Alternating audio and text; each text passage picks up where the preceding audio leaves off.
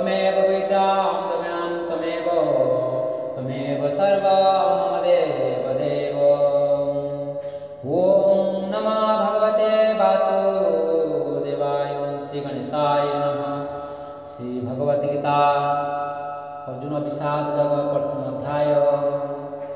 श्लोक संजय उवाच दुष्टा तो पाण्डवानीकं दृढं दुर्योधनस्तथा आचर्यमुपसंगम्य राजा वचनमब्रवीत्। अनुवाद संजय कहले, हे राजा, पांडव मानकर पांडुंकर पुत्र मानकर सैन्य मानक देखिला परे राजा दुर्योधन गुरुंक निकटक गले एवं निम्न मते कहवाकू लागिले। भावार्थ धृतराष्ट्र जन्मरू अंध थिले। दुर्भाग्यवशतः से मध्य दिव्या दृष्टिरू वंचित होइथिले। से एकथा अलर करम जानिथिले जे तांको पुत्रगण मध्य तांको परि धर्मनीति संबंधरे अंध अटंती एवं से एकथा मध्य भलर करम जानिथिले जे सेमाने केबे हेले आजन्म धार्मिक पांडव मानक सहित संधि करि पारिबे नाही।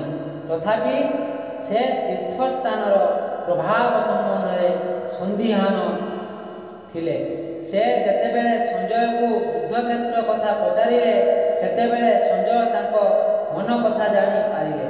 तेणु से हताश होई पड़िथिबा राजा को टिकिए प्रेरणा देबाकू इच्छा कले एवं सेथिपाई से तांकू चेतावनी सुनाई कहिले जे तांकर पुत्रगण तीर्थस्थानर प्रभावरे प्रभावित होई केबे हेले संधि करू नाहांती। तेणु संजय राजा धृतराष्ट्र को कहिले जे तांको पुत्र दुर्योधन पांडव मानकर सैन्य देखिला परे संगे संगे सेनापति द्रोणाचार्यଙ୍କ निकटକୁ ଯାଇ प्रकृत अवस्थाता बुझाई कहिले। जदिओ दुर्योधनଙ୍କୁ एठारे राजा बोली कहा जाइछि तथापि अवस्थार गुरुत्व जोगु से सेनापतिଙ୍କ निकटକୁ ଯାଇଥିଲେ।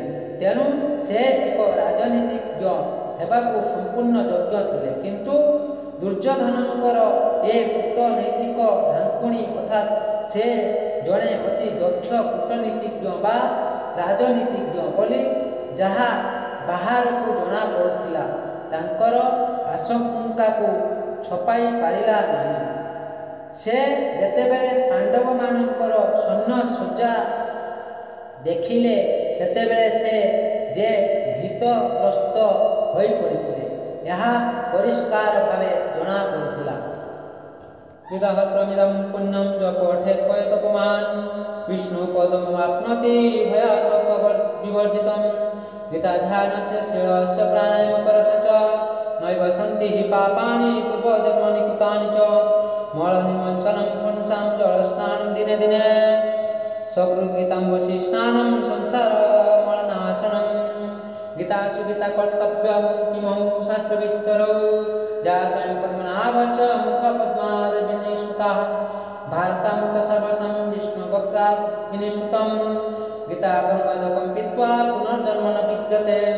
सर्वोपनिषदगाव दग्धागोपालनन्दन पार्थवर्ष सुधीर्भक्ता दुग्धं गीतामृतम्। एकं शास्त्रं देवकीपुत्रं गीत मेघदेव